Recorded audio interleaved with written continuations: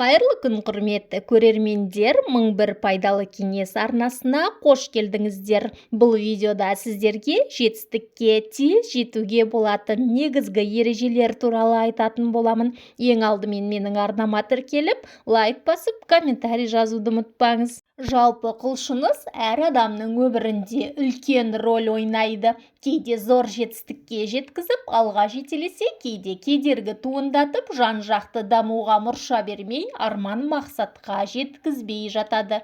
Неге бұлай боп жатады? Мотивация туралы нені білген абзал? Жетістікке жету мен сәтсіздіктен қашудың арасындағы мотивацияны екіге бөліп қарастыру қажет. Бұл екі түрлі мотивация бірде адамды қолдап, бағыттап, ынтасын оятатын сан алуан жағдаяттардан құралып, әртүрлі нәтижеге жеткізеді, немесе әрекетсіздікті тудырады. Адамның мінезі, оның қабілеті және көңіл-күйі оның мотивациясына тәуелді болады. Егер адамның қайтсем мен жетістікке жетемін деген мотиві өзекті болса, ол кез келген салада жетістікке жете алады. Ол мақсат қояды да сол мақсатқа жетеді. Ол үшін ойлаған мақсатына жету жетістіктің ең биік шыңы болып саналмақ. Өз жұмысы аясында міндетті түрде жетістікке жетуге барын салады. Ақпарат пайдалы болса, каналға тіркелуді ұмытпаңыз.